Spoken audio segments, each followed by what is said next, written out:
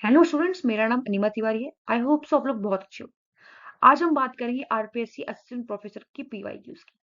आज का सब्जेक्ट है ऑर्गेनाइजेशनल बिहेवियर। जो हम आज पीवाईक्यूज कर रहे हैं वो 2023 में जो भी आरपीएससी असिस्टेंट प्रोफेसर का एग्जाम हुआ था उसमें जो भी क्वेश्चन आए थे उनके बारे में डिस्कस करें। और जो क्वेश्चन आज हम डिस्कस करेंगे वो जितने भी एग्जामिनेशन होते हैं पीजीटी लेवल के, असिस्टेंट प्रोफेसर के लेवल के या नेट जो भी एग्जाम्स होते हैं कॉमर्स का, मैनेजमेंट का, उसके लिए भी यहाँ पे इंपॉर्टेंट होगा। तो हम चलते हैं, अपनी सीरीज शुरू करते हैं और नेक्स्ट स्लाइड पे चलते हैं। यूनिवर्सिटी क्लासेस पे न्यू कोर्स लॉन्च किया गया है आरपीएससी सिस्टम प्रोफेसर 2024-25 के लिए। जो भी बीएडीएम का कंप्लीट कोर्स यहाँ पे अवेलेबल है, इसमें वीडियोस, पीडीएफ, एमसीक्यू सब कुछ अवेलेबल है। अगर आपको और जानकारी लेनी है तो आप इसकी वेबसाइट पे विजिट कर सकते हैं, ईमेल आईडी पे विजिट कर सकते हैं, आप कांटेक्ट कर सकते हैं, टेलीग्राम पे विजिट कर सकते हैं। कोई भी प्रॉब्लम होती है आप कमेंट बॉक्स में ही पूछ सकते हैं। हम चलते हैं, अपने क्वेश्चन शुरू करते हैं। चलते हैं नेक्स्ट स्लाइड पे। Question number first, which of the following is not a behavioural theory of leadership. अब जो लीडरशिप है इसमें बहुत सारी थ्योरीज है, ट्रेड थ्योरीज है, बिहेवियर थ्योरीज है, सिचुएशनल थ्योरीज है, इनके अंदर भी सब पार्ट्स है। तो यहाँ पे पूछ रहा है क्वेश्चन कि जो बिहेवियर थ्योरी है इसका कौन सी थ्योरी पार्ट नहीं है। ठीक है, तो बिहेवियर थ्योरी क्या होती है, इसमें क्या बोलते हैं कि जो आपकी जो लीडरशिप है ना, आपके एक्शन के थ्रू शो होगी। आप जो करोगे, जो एक्शन करोगे, जो एक्ट करोगे, उसके थ्रू शो होती है। ठीक है, तो इसके अंदर बहुत सारी थ्योरीज आ जाती हैं। इसके अंदर ब्लैक म्यूटेंट लीडरशिप ग्रिड आती है, ये भी आती है। इसके अंदर ओहियो स्टेट स्टडीज भी आती है। इसके अंदर मिशिगन लीडरशिप स्टडीज भी आती है। तो ये नॉट पूछ रहा है, तो ट्रेड स्टडीज है, ये इसका पार्ट नहीं है क्योंकि एक सेपरेट ये थ्योरी है लीडरशिप की। तो इसका आंसर क्या आएगा? सेकेंड। ठीक है, आई होप सबको क्वेश्चन समझ आ गया होगा। इसका आंसर होगा ट्रेड स्टडीज। ठीक है, चलते हैं नेक्स्ट स्लाइड पे। क्वेश्चन नंबर सेकंड है, a process by which individuals select, organize and interpret their sensory what sensory impression in order to give meaning to their environment। ये कह रहा है, ये ऐसा प्रोसेस जो कि इंडिविजुअल इसमें की सेलेक्ट करता है, प्रॉपरली इसको ऑर्गेनाइज करता है, उसको इंटरप्रेट करता है अपने सेंसरी इंप्रेशन के थ्रू, मतलब दिमाग लगा के, सेंसेस के थ्रू। ठीक है, ताकि जो भी चीज एनवायरमेंट में हो रही है उसको मीनिंगफुल एक्सप्लेनेशन दे पाए। तो उसे हम क्या कहते हैं? ठीक है, परसेप्शन कहते हैं उसे। कैसे? अब जो परसेप्शन है वो दो चीजों से बना है, सेंसेशन प्लस कॉग्निशन। ठीक है, तो ये दोनों इसके पार्ट है। अब इसमें सेंसरी इंप्रेशन तो पूछ लिया, यहीं पर आपको क्लियर हो गया कि ये परसेप्शन होता है। आप किसी चीज को छूते हो तब आपको कॉग्निशन, आपको उसकी जानकारी मिलती है कि ये चीज गर्म है ना।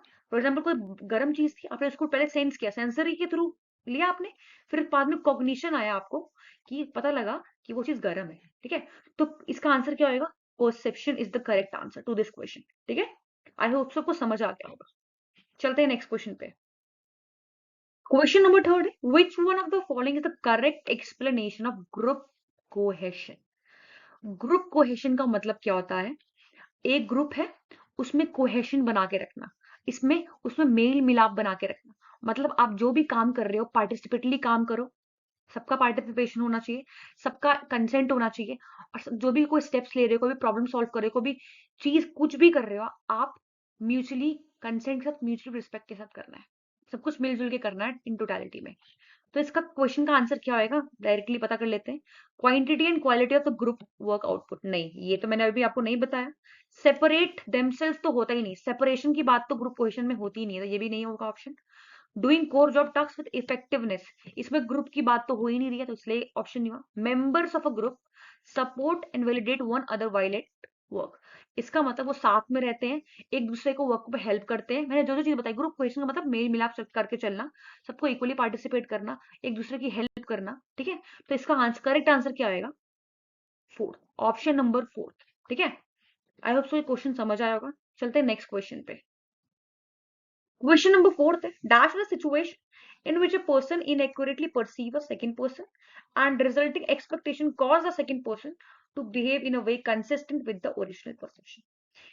ये बोल रहा है क्वेश्चन में कि कौन सी सिचुएशन है जहां पे एक पर्सन, ए पर्सन है और बी पर्सन है। ठीक है, फॉर एग्जाम्पल ए पर्सन ने, ए वाला जो पर्सन है उसने बी पर्सन को इनएक्यूरेटली, मतलब गलत तरीके से बोला कि परसीव किया। ए पर्सन ने बोला कि बी पर्सन अच्छा नहीं है। ठीक है, तो अब बी पर्सन ने सुन लिया उस चीज को, तो अब बी पर्सन सुन के उसी वे में इससे डील करेगा। कि इसने बोला अच्छा नहीं है, तो अब वो अपना जो बिहेवियर है इसके थ्रू गंदा ही रखेगा। तो इसने क्या किया, बी पर्सन ने ए की परसेप्शन को, जो ए पर्सन ने इसके बी के पर्सन के बारे में परसीव किया था, उसकी परसेप्शन को इसने ट्रू साबित कर दिया।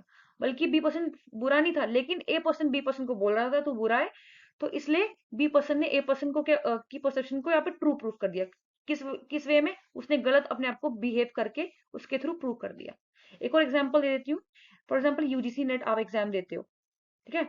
बी पर्सन आता है, आपको बोलता है आप तो क्लियर कर ही नहीं पाओगे, आप प्रोफेसर नहीं बन सकते, ठीक है। बी पर्सन ने अपनी परसेप्शन बता दिया, आप नहीं कर सकते। तो आप डर गए, तो आप डर के क्या हुआ, आपने बोला हाँ मैं भी नहीं कर पाऊंगा। तो इसका मतलब आपने बी पर्सन की परसेप्शन को यहाँ पे क्या किया, ट्रू कर दिया, ट्रू प्रूफ कर दिया, क्योंकि आप भी बोल रहे हो मैं भी नहीं कर पाऊंगा। तो इस ऐसी सिचुएशन को हम कहते हैं सेल्फ फुलफिलिंग प्रोफेसी। प्रोफेसी मतलब फ्यूचर, ठीक है। तो इसका करेक्ट आंसर होगा option number second. I hope सबको समझ हो गया होगा कि सेल्फ फुलफिलिंग प्रोफेसी क्या होती है। चलते हैं नेक्स्ट क्वेश्चन पे। क्वेश्चन नंबर फिफ्थ है, a type of conditioning in which desired voluntary behaviour leads to the reward और prevent the punishment is known as classical conditioning, operant conditioning, social learning and reinforcement. देखो, जब हम पढ़ते हैं learning chapter organisational behaviour में, उसमें बहुत सारी तरह की हम लोग थ्योरीज पढ़ते हैं, classical conditioning, operating conditioning, social learning and reinforcement. तो ये पूछ रहा है कि कौन सी ऐसी कंडीशनिंग है या कौन सी ऐसी थ्योरी है जिसमें कि आपका बिहेवियर डिटरमाइन करता है कि आपको रिवॉर्ड मिलना चाहिए या पनिशमेंट मिलना चाहिए। मेरा कहने का मतलब है, जो अगर मान लो आपकी आउटकम पॉजिटिव है, अच्छी है, तो आप बिहेव क्या करोगे, अच्छा करोगे। आप बिहेव अच्छा करोगे तो आपको रिवॉर्ड भी मिलेगा। अगर आपकी आउटकम अच्छी नहीं है, इसका मतलब आप बिहेव नेगेटिव वे में कर रहे हो, तो आपको पनिशमेंट मिल सकती है। तो ये कौन सी थ्योरी कहती है, ये कहती है ऑपरेंट कंडीशनिंग थ्योरी, जो कि लर्निंग के अंदर आप पढ़ते, ठीक है। आई होप सो को आप ये क्वेश्चन समझ आया होगा, ठीक है। चलते हैं नेक्स्ट क्वेश्चन पे। क्वेश्चन नंबर 6 है, which one of the following is not a part of big 5 personality model। हम पर्सनालिटी के अंदर बिग 5 पर्सनालिटी मॉडल पढ़ते हैं, जिसमें हम 5 मॉडल्स की बात करते हैं mainly. Emotional stability, extroversion, introversion, agreeableness, openness, है ना, कंशाइसनेस। तो इनके बारे में पढ़ते हैं। ये पूछ रहा है कौन सा पार्ट नहीं है, तो जो ये तीनों के बारे में तो हमने पढ़ लिया, इसका मतलब ये तीनों तो पार्ट है। कौन सा पार्ट है, जजिंग। जो जजिंग हम कब पढ़ते हैं, जब MBTI, Myers Briggs type indicator एक पर्सनालिटी थ्योरी है, उसके बारे में पढ़ते हैं, तो हम जजिंग के बारे में पढ़ते हैं। इसका ऑप्शन क्या होगा, ऑप्शन नंबर 4 का करेक्ट आंसर होगा, ठीक है। ये बोल रहा है बिग 5 पर्सनालिटी मॉडल कौन सी होती है, emotional stability, extroversion, agreeableness, consciousness, openness, है ना, ये सब हो सकती है। और जजिंग क्या है, MBTI जो होता है उस थ्योरी का एक पार्ट है, ठीक है। चलते हैं नेक्स्ट क्वेश्चन पे। क्वेश्चन नंबर 7 है, the factors affecting perception include, ठीक है। अब ये इस ऑप्शन को ध्यान से सुनना और ध्यान से समझना कैसे आपको एलिमिनेट करना है, ठीक है। कॉमन सेंस भी आप लगाओगे, परसेप्शन के बारे में पता है ना क्या होता है। तो परसेप्शन टारगेट, अब ये देखो जो चैनल होता है ना, वो परसेप्शन में कहां से आएगा, चैनल तो हमारा कम्युनिकेशन में आता है ना। कम्युनिकेशन में हम चैनल के थ्रू कम्युनिकेट करते हैं ना। तो जहां जहां भी चैनल होगा ना, उसको पहले ही आप एलिमिनेट कर दो, पहले ही एलिमिनेट कर दो। जहाँ पे चैनल है, सेंडर है, ये सारे कम्युनिकेशन का एक पार्ट है। तो हमारे पास परसीवर, टारगेट और सिचुएशन, ये ऑप्शन जो है इसमें चैनल भी नहीं, सेंडर भी नहीं है। तो ये ऑप्शन जो फैक्टर है परसेप्शन को अफेक्ट करता है, करेक्ट है।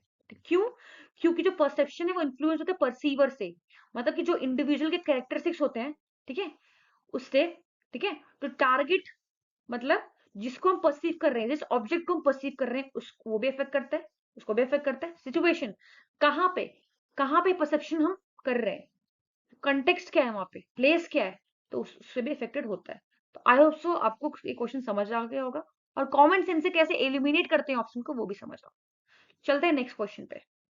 क्वेश्चन नंबर 8 है, dash with the personality trait according to which an individual is pragmatic, बहुत प्रैक्टिकल होता है, maintain emotional distance, emotionally distance बना के रखता है, और बिलीव करता है एंड कैन जस्टिफाई दी मी।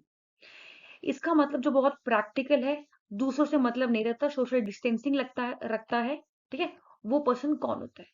ठीक है, उसे पावर यूज करना है, पावर गेन करना है, बहुत प्रैक्टिकल होता है, इमोशनल किसी से भी अटैच नहीं होता, उसे कहते हैं option number second, Machiavellianism. If I am pronouncing it right तो इसको मैकीवेलिनिज्म कह सकते हैं। ठीक है, तो ये पर्सन कौन होता है? ये पर्सन बहुत प्रेगमेटिक, बहुत प्रैक्टिकल होता है। इसका सिर्फ एक मोटिव होता है कि ये जानना कि कैसे पावर को यूज करते हैं, उसको गेन करना। बहुत प्रैक्टिकल होता है, लोगों से इमोशनली स्टेबल नहीं रहता, वो डिस्टेंस बना के रखता है। इसको जीतना ही पसंद है, इसको हर एक काम करना पसंद है, चाहे वो किसी भी तरह की मैनिपुलेशन करे, कुछ भी करे, वो उस काम को अचीव करेगा करके। ठीक है, क्या बोला है? Is a personality that trait where individual manipulate others, remain emotionally detached, believe that and justify the means. I hope so आपको इसका क्वेश्चन का आंसर समझ आ गया। और जो ये इमोशनल स्टेबिलिटी तो उसमें होती नहीं है, ये भी होता नहीं है। और ये फोर्थ वाला ऑप्शन है ना, ये एक मेंटल डिसऑर्डर है, जिसमें कि पर्सन को ये पता नहीं लगता कि आपको दूसरे से कम्युनिकेट कैसे करना है, वो बोल नहीं पाता, हिचकिचाता है। तो ये मेंटल डिसऑर्डर, तो ये तो होगा नहीं फोर्थ, इसका आंसर सेकंड ही होगा। ठीक है, चलते हैं नेक्स्ट क्वेश्चन पे। Question number 9, Myers Briggs type indicator. Previous slide में मैंने इसकी बात की थी। ठीक है, पर्सनालिटी का एक थ्योरी है, टाइप है। Taps on how many characteristics to classify people into one of 16th personality type. सबसे पहले यहाँ पे याद कर लो 16 इसकी पर्सनालिटी टाइप है, और यहाँ पूछा कि कितने कैरेक्टरिस्टिक्स होते हैं। तो यहाँ पे इसके कितने चार कैरेक्टरिस्टिक्स होते हैं। इसका करेक्ट आंसर क्या है? 4। कौन कौन से होते हैं? देखो, इंट्रोवर्जन एक्सट्रोवर्जन पहला, ठीक है, दूसरा सेंसिंग इंट्यूशन, तीसरा थिंकिंग वर्सेस फीलिंग, चौथा जजिंग एंड पर्सीविंग। ये चार कैरेक्टरिस्टिक्स होते हैं और 16 पर्सनैलिटी टाइप्स होते हैं किसके अंदर? एमबीटीआई इंडिकेटर्स के अंदर, जो कि एक पर्सनैलिटी टाइप है। ठीक है, आई होप सबको क्वेश्चन समझ आए। बहुत सीधे सीधे क्वेश्चन पूछ रहे हैं, पढ़ने की जरूरत है बस एक बार आप। चलते हैं नेक्स्ट क्वेश्चन पे। क्वेश्चन नंबर 10 है, which theory suggests that when we observe an individual's behavior we attempt to determine whether it was internally or externally caused। ये कौन सी थ्योरी है पूछ रहा है, जो कि ये सजेस्ट करती है कि जब भी हम किसी भी इंडिविजुअल का बिहेवियर ऑब्जर्व कर रहे होते हैं, ठीक है, तो हम वहां से डेफिनेटली डिटरमाइन कर लेते हैं कि वो इंटरनली कॉज्ड हो रहा है या एक्सटर्नली कॉज्ड हो रहा है। इसका मतलब क्या निकला? फॉर एग्जाम्पल, एक पर्सन, ए पर्सन है, वो ना बहुत ज्यादा एंग्री हो रहा है, तो इसके दो कारण हो सकते हैं। या तो वो इंटरनली दुखी है, बैड टेम्पर्ड है, इसलिए वो गुस्सा हो रहा है, या किसी थर्ड पर्सन ने उसको गुस्सा दिलाया है, किसी कोई एनवायरमेंटल फैक्टर है, एक्सटर्नल फैक्टर है, इसकी वजह से हो रहा है। तो इंटरनली या एक्सटर्नली दो तरह के कॉज हैं। तो इसको क्या कहते हैं? Attribution theory. मतलब जो भी हो रहा है वो क्यों हो रहा है, उसका अगर कॉज ढूंढना हो ना हमें, चाहे वो इंटरनली हो चाहे वो एक्सटर्नली हो, उसी को हम एट्रीब्यूशन थ्योरी कहते हैं। ये एक पर्सनैलिटी जो हम चैप्टर पढ़ते हैं उसके अंदर प्रॉपरली पढ़ाया गया है। ठीक है, इसका ऑप्शन क्या होएगा? Option number third, attribution theory. ठीक है, attribution theory examine whether behaviour is caused by internal factor और एक्सटर्नल फैक्टर। ठीक है, चलते हैं नेक्स्ट क्वेश्चन में। एक और चीज, इंटरनल फैक्टर आपकी पर्सनैलिटीज होंगी, बैड टेम्पर की बात की मैंने। एक्सटर्नल फैक्टर जो एनवायरमेंट हो गए, ठीक है, आजू बाजू की चीजें। ठीक है, चलते हैं नेक्स्ट क्वेश्चन पे। क्वेश्चन नंबर 11 है, in which of the following socialization process stages a new employee changes and adjusts to the job, work group, organization। हम ऑर्गेनाइजेशन कल्चर एक चैप्टर है, उसके अंदर हम पढ़ते हैं how to keep the culture alive. उसके अंदर हम स्टेप्स पढ़ते हैं। ठीक है, सबसे पहला स्टेज कौन सा होता है? आपके पास सिलेक्शन करना होता है, फिर आपके टॉप मैनेजमेंट के पास जाते हैं, फिर सोशलाइजेशन होता है। अब जो सोशलाइजेशन हम पढ़ते हैं ना, उसके अंदर हम 3 स्टेजेस पढ़ते हैं, प्री एनकाउंटर एंड मेटामॉर्फोसिस। ठीक है, तो ये पूछ रहा है कौन सा स्टेज है जहां पे नए नए एम्प्लॉइज चेंज करते हैं, अपने आप को एडजस्ट करते हैं वहां के वर्किंग एनवायरनमेंट के बेसिस पे। तो उस स्टेज को हम कहते हैं मेटामॉर्फोसिस स्टेज। प्री अराइवल मतलब कि जाने से पहले वहां को समझना एनवायरनमेंट को। एनकाउंटर, अब वहां से एनकाउंटर हो गया उसका, मतलब अब वो गया, उसने देखा, अब देख के एडजस्ट करने की जब बारी आएगी, वो लास्ट स्टेज होती है, उसको कहते हैं मेटामॉर्फोसिस स्टेज। तो इसका करेक्ट आंसर होगा ऑप्शन नंबर 3। चलते हैं नेक्स्ट क्वेश्चन पे। क्वेश्चन नंबर 12 है, which one of the following is an example of an organizational source of resistance to change. इसका मतलब कोई भी फॉर एग्जांपल एक ऑर्गेनाइजेशन है, उसकी ऑर्गेनाइजेशन ने कुछ अपने प्रैक्टिसेस को, कुछ पॉलिसीज को चेंज किया, तो वो उसको अपनाना नहीं चाह रहे हैं। तो इन चारों में से कौन सा ऑप्शन हो सकता है जो कि इसको करेक्टली प्रूव कर रहा है? ठीक है, सो इसका करेक्ट आंसर होगा ग्रुप इनर्शिया। इसका मतलब क्या? ग्रुप इनर्शिया का मतलब क्या होता है कि एक ग्रुप ऑफ पर्सन होते हैं बहुत सारे, वो अगर मान लो ऑर्गेनाइजेशन ने कुछ भी चेंज किया अपने प्रैक्टिस को, तो उस चेंज को अपनाने के लिए मना कर रहे हैं, रेजिस्ट कर रहे हैं। तो इसका करेक्ट आंसर क्या आएगा? Group inertia. ग्रुप इनर्शिया क्या होता है? Resistance to change due to the collective tendency of group stick to the established norm. मतलब कि हम नहीं चेंज होंगे, जो चीज चल रहा है हम उसी पे स्टिक रहेंगे। ठीक है, तो उसी को हम कहते हैं ग्रुप इनर्शिया। एक एग्जाम्पल हो सकता है रेजिस्टेंस टू चेंज का। ठीक है, चलते हैं नेक्स्ट क्वेश्चन पे। आई होप सबको समझ आ गया होगा। क्वेश्चन नंबर 13 है, for implementing change Kotter has suggested how many steps in his plan. एक जॉन कॉटर थे, ठीक है, उन्होंने एक चेंजिंग मैनेजमेंट की बात की थी। उन्होंने ये बात की है, आपको अगर कोई भी एनवायरमेंट में कोई भी चेंज आता है, तो उसकी बेसिस पे आप ऑर्गेनाइजेशन में क्या चेंज लाओगे, कैसे लाओगे, क्या स्टेप्स होने चाहिए उसके। तो वो किसने दिए? जॉन कोटर ने दिए थे। उसके स्टेप्स यहाँ पूछे जा रहे कितने होते हैं। उसके जो स्टेप्स होते हैं वो 8 स्टेप्स होते हैं मैनेजमेंट में इंप्लीमेंट करने के लिए। क्या चीज? चेंजेस। ठीक है, अकॉर्डिंग टू द एनवायरमेंट और जो भी चेंजेस आजू बाजू हो रहे हैं। तो उसके 8 स्टेप्स होते हैं। कौन कौन से स्टेप्स होते हैं? सबसे पहले एस्टेब्लिश करते हैं हम सेंस ऑफ अर्जेंसी को। सेकेंड, हम एक गाइडिंग कोalition को फॉर्म करते हैं। फिर हम विजन बनाते हैं। फिर हम विजन को सबको बताते हैं। फिर हम उस विजन के अकॉर्डिंगली एक्ट करते हैं। फिर हम शॉर्ट टर्म विन्स प्लान करते हैं और उसको अचीव करते हैं। फिर इंप्रूवमेंट करते हैं उस प्लान में जो हमने बनाए हैं। फिर नई अप्रोच को दोबारा से बनाते हैं अगर इंप्रूवमेंट के बाद। तो ये चीज आपके 8 स्टेप होते हैं जब इंप्लीमेंट कर रहे होते हैं चेंजेस को, जिसको जॉन कोटर ने दिया था। चलते हैं नेक्स्ट क्वेश्चन पे। Question number 14, when we work to find stability by changing our behaviour attitude it is known as. ठीक है, जब हम कोई भी पर्सन है, कोई भी अगर एनवायरनमेंट में चेंज आ रहा है, जब एनवायरनमेंट में चेंज आता है तो हमको खुद भी चेंज होना पड़ेगा। बट आप जब एनवायरनमेंट में चेंज आ रहा है, तो अपने बिहेवियर में एक स्टेबिलिटी फाइंड करना,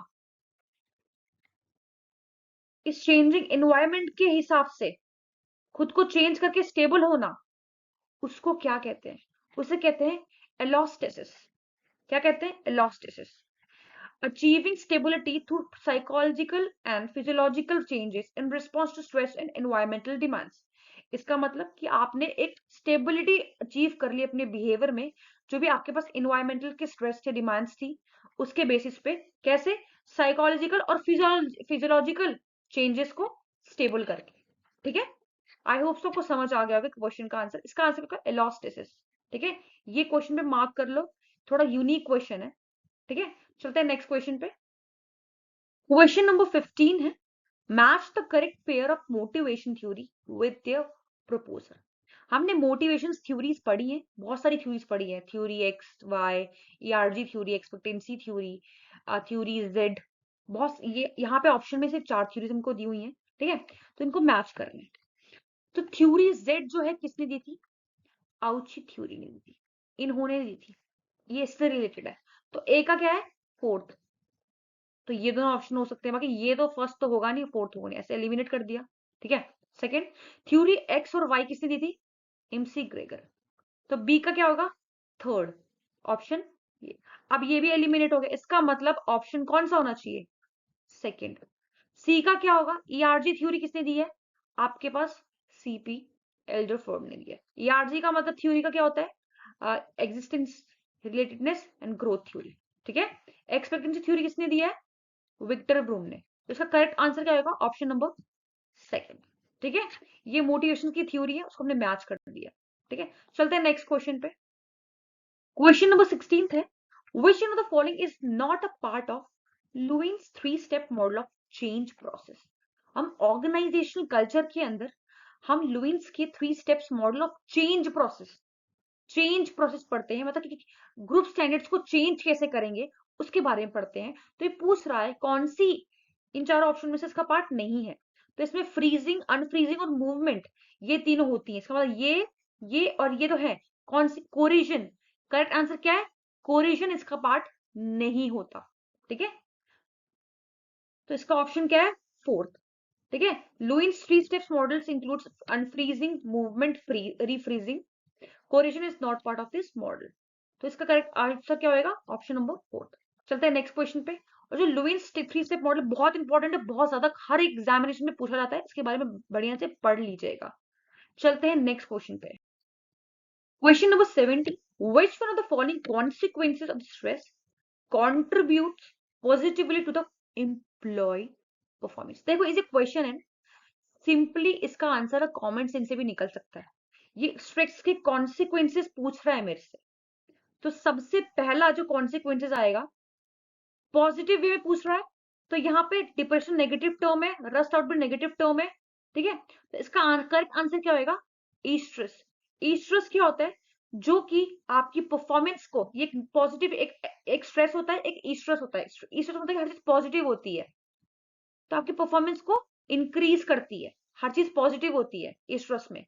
तो इसका करेक्ट आंसर क्या होगा? Option number second. ठीक है, चलते हैं नेक्स्ट क्वेश्चन पे। क्वेश्चन नंबर 18 है, how many styles of management has been proposed by Likert system of management? जब हम बात करते हैं लीडरशिप चैप्टर की, उसमें हम लिकर्ट सिस्टम के बारे में बात करते हैं। तो लीडरशिप में हमने थ्योरीज पढ़ी थी, trade theories, behaviour theories and contingency theories. Contingency theories के अंदर हमारे पास लिकर्ट एक सिस्टम ऑफ मैनेजमेंट आता है। ये क्या बात करता है? तीन चीजों के बारे में बात करता है, सॉरी चार चीजों के बारे में बात करता है। तो इसका करेक्ट आंसर क्या होगा? फोर। चार स्टाइल्स के बारे में बात करता है मैनेजमेंट की। कौन कौन सी? एक्सप्लॉइटेटिव, बेनेवोलेंट, कंसल्टेटिव और पार्टिसिपेटिव। इन चार स्टाइल ऑफ मैनेजमेंट की बात करता है कौन? Likert system of management. तो इसका करेक्ट आंसर क्या होगा?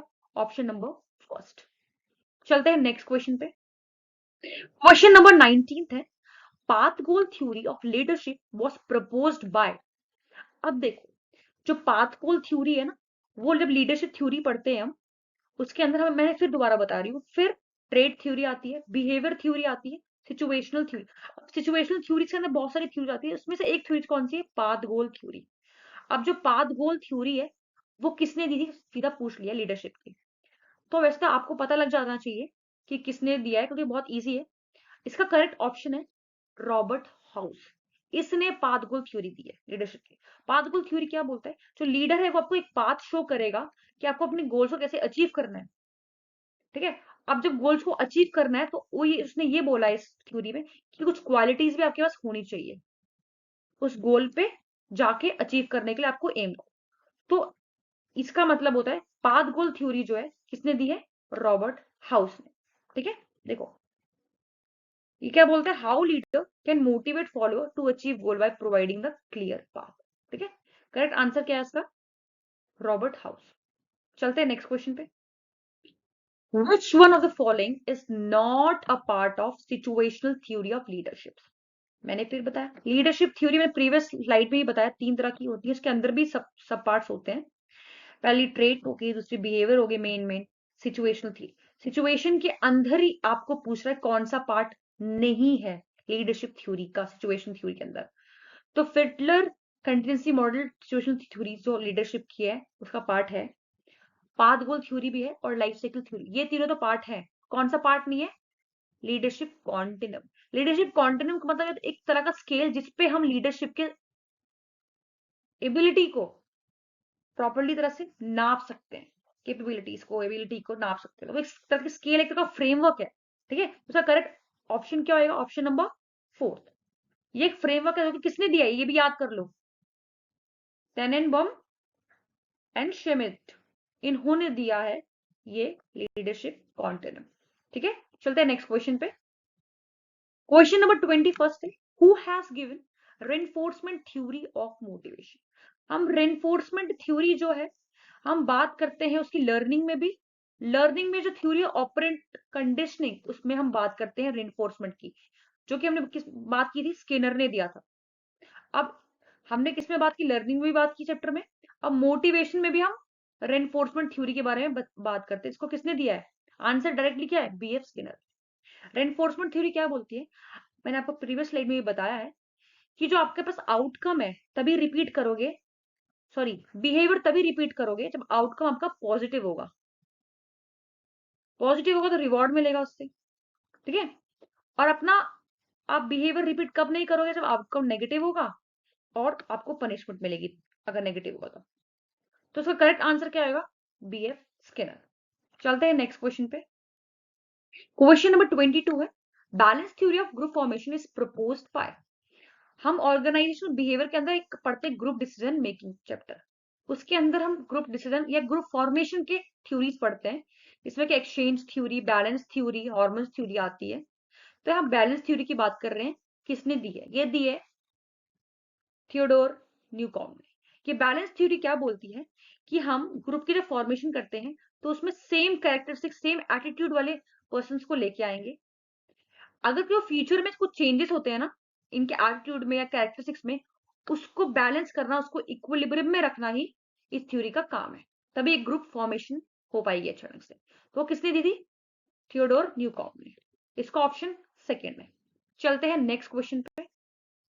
Question number 23, which theory of group formation is based on outcomes of interaction। फिर मैं बता रही हूँ ऑर्गेनाइजेशनल बिहेवियर के अंदर हमने ग्रुप डिसीजन मेकिंग चैप्टर पढ़ा है, उसके अंदर ग्रुप फॉर्मेशन की थ्योरीज हमने पढ़ी है, कौन कौन सी, exchange theories, balance theories, hormones theories. इसमें हम बात करें एक्सचेंज थ्योरीज की। जब आउटकम ऑफ इंटरैक्शन की बात करते हैं, इसका मतलब हम बात कर रहे हैं इसको, इस थ्योरी को हम कहते हैं एक्सचेंज थ्योरी। आउटकम इंटरेक्शन, इसका मतलब इसको हम क्या कहते हैं, रिवॉर्ड, एक और नाम है कॉस्ट आउटकम इंटरेक्शन थ्योरी भी कहते हैं। रिवॉर्ड कॉस्ट आउटकम इंटरेक्शन, इसका मतलब क्या, कहने का मतलब है आप जितना ज्यादा रिवॉर्ड दोगे ना तो उससे क्या होगा, जितनी भी कॉस्ट इनकर की होगी, किसने, एक पर्सन ने, एक ग्रुप ने आउटकम को अचीव करने के लिए, वो कवर हो जाएगी। तो उससे जो ग्रुप है वो कनेक्टेड रहेंगे, इंटरैक्टेड रहेंगे, ठीक है। तो यही थ्योरी कहने की कोशिश करती है। तो exchange theory outcome of interaction की बात करती है, यही थ्योरी है जिसने बात की थी रिजल्ट कॉस्ट आउटकम इंटरेक्शन की। चलते हैं नेक्स्ट क्वेश्चन पे, ठीक है।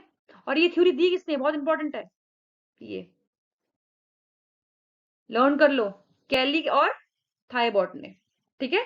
ये इंपॉर्टेंट है बहुत, ये भी बहुत इंपॉर्टेंट है। चलते हैं नेक्स्ट क्वेश्चन पे। Question number 24, which one of the following is an organizational stress coping strategies। जो स्ट्रेस होता है ऑर्गेनाइजेशन में, उससे सामना करने की, उससे कोप अप करने की स्ट्रेटजीज कौन कौन सी होती है, कौन कौन सी होती है, जॉब एनरिचमेंट, जॉब आपके पास निगोसिएशन, जॉब रीबाउंड्रीज, ठीक है। ये सब चीजें आपकी स्ट्रेटेजीज होती हैं। जॉब की प्रिस्क्रिप्शन आपकी श्रिंक कर दो, लिंकेज कर दो प्रॉपरली, बहुत सारी स्ट्रेटेजीज होती हैं। तो इसमें रिलैक्सेशन नहीं होती, कॉग्निटिव थेरेपी भी नहीं होती, नेटवर्किंग भी नहीं होती, क्या होती है, जॉब एनरिचमेंट। ये एक तरह की कोपिंग स्ट्रेटेजी है स्ट्रेस की। जॉब एनरिचमेंट की मतलब क्या होता है, जॉब एनरिच करना, जॉब में चेंजेस लेके आना, कैसे, जॉब रोल्स को आपने एनहांस करना, रिस्पॉन्सिबिलिटीज को बढ़ाना, नई नई अपॉर्चुनिटी देना पर्सनल ग्रोथ के। मतलब फॉर एग्जांपल आप लोअर पोजीशन पे थे, आपकी जॉब को थोड़ा एक पोजीशन ऊपर पे ले गए, एनरिच कर दिया, उसे ही कहते हैं जॉब एनरिचमेंट। स्ट्रेस उससे क्या होता है, कम हो जाता है। चलते हैं नेक्स्ट क्वेश्चन पे। Question number 25, a process used to enhance both effectiveness, ये पॉइंट लर्न कर लो, effectiveness of an organization and well-being of its member through planned second intervention is called। जब भी आप इफेक्टिवनेस की बात करते हो और प्लानिंग के साथ बात करते हो, प्लान्ड इंटरवेंशन की, तो वो हमेशा ऑर्गेनाइजेशनल डेवलपमेंट की बात करते हो। इसका करेक्ट आंसर होगा ऑर्गेनाइजेशनल डेवलपमेंट। ये ऐसा प्रोसेस है जो कि आपकी इफेक्टिवनेस को, ऑर्गेनाइजेशन की और मेंबर्स की वेलबींग को सुधारता है, एक प्लान्ड इंटरवेंशन के थ्रू, एक प्लानिंग के थ्रू, उसी को कहते हैं organizational development. Is a planned systematic approach to improve organizational effectiveness and wellbeing of its member through intervention. जहां भी इफेक्टिवनेस की बात करेंगे वहां पे ऑर्गेनाइजेशनल डेवलपमेंट हमेशा आ जाता है, और प्लान्ड तरीके से, दूसरा पॉइंट यहाँ पे, वहां पे ऑर्गेनाइजेशनल डेवलपमेंट आएगा। चलते हैं नेक्स्ट क्वेश्चन पे। Question number 26, a change agent can be defined as, change agent कौन होता है? वो एजेंट होते हैं जो कि रिस्पॉन्सिबिलिटी अपने कंधों पे लेके चलते हैं कि वो चेंज को प्रमोट करेंगे, कि चेंजेस होने चाहिए विद इन ऑर्गेनाइजेशन के अंदर, उसको प्रमोट करते हैं। और जो एम्प्लॉयज रेजिस्ट करते हैं उनको भी वो मनाते हैं, जिससे कि चेंजेस आएंगे तो ऑर्गेनाइजेशन और ज्यादा कॉम्पिटिटिव बनेगी और ज्यादा एडवांस बनेगी। तो वो चेंज एजेंट यही काम करते हैं। वो क्या क्या काम करते हैं? अ पर्सन और group of people who has taken on responsibility of promoting changes within an organization. तो इसका करेक्ट आंसर ही क्या होता है? Option number fourth. A change agent is an individual or group responsible for driving and managing organizational changes to achieve strategic goal। मतलब कि change को promote करो, चेंज लेकर आओ। एक ऐसा ग्रुप, एक ऐसे इंडिविजुअल होते हैं चेंज एजेंट में, जो कि चेंजेस को प्रमोट करते हैं, तो लेके आते हैं ताकि एक सेट ऑफ जो ऑब्जेक्टिव है, स्ट्रेटजीज, उसको बना के अपने गोल्स को अचीव करते हैं। क्योंकि आप चेंजेस, जब चेंज होगे खुद, तभी आप किसी भी ऑब्जेक्टिव को अकम्प्लिश कर पाओगे। क्योंकि आपके पास आजू बाजू एनवायरमेंट है, वो हमेशा चेंज होता रहता है, तो उसके हिसाब से आपको चेंज होना पड़ेगा। तो चेंज एजेंट यही काम करता है। चलते हैं नेक्स्ट क्वेश्चन पे। Question number 27। Pre arrival, encounter, metamorphosis are stages of process. Which process? मैंने बात की थी, हम ऑर्गेनाइजेशन कल्चर पढ़ा था, उसमें हमने हाउ टू कल्चर अलाइव पढ़ा था। How to keep culture alive. तो इसके अंदर हमने सेलेक्शन, टॉप मैनेजमेंट, सोशलाइजेशन, ये 3 तरह के प्रोसेस पढ़े थे। तो मैंने बात की थी कि सोशलाइजेशन था, अभी प्रीवियस स्लाइड में ही बात की, बहुत सारी पीछे स्लाइड में ही बात की है। अब सोशलाइजेशन में हमारे पास 3 तरह के स्टेप्स होते हैं, प्री, एनकाउंटर, मेटामॉर्फोसिस। तो इस किसका प्रोसेस है ये? सोशलाइजेशन का। तो करेक्ट आंसर क्या होगा? सोशलाइजेशन। ठीक है, these stage are part of the socialization process. ठीक है, चलते हैं नेक्स्ट क्वेश्चन पे। Question number 28। Which reference to transactional analysis, which ego state is associated with structure like auto-rated, auto-protective, controlling and critical?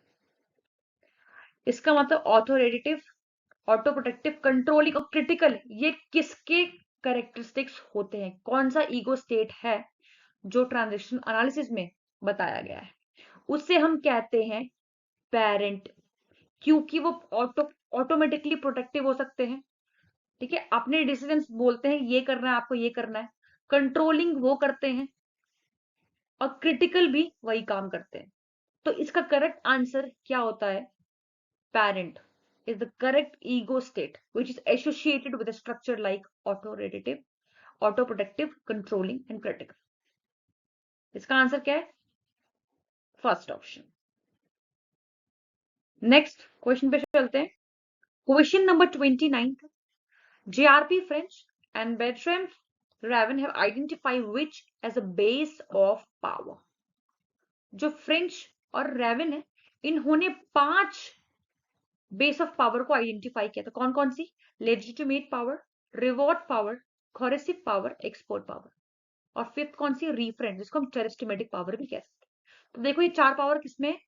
Legitimate, reward, coercive and expert. Option number 4 is the correct option. Expert power के अलावा 5वीं power कौन सी है? Referent power. इसने 5 power को as a base of power identify किया है। ठीक है, इसका करेक्ट ऑप्शन कौन सा होगा? Option number 4। चलते हैं नेक्स्ट क्वेश्चन पे। क्वेश्चन नंबर 30 है, an instrument related to leadership that measure whether a person is task or relationship oriented is known as। leadership style questionnaire, least preferred co-workers, LPC scale कहते हैं इसे, questionnaire, job satisfaction questionnaire, organizational citizenship questionnaire.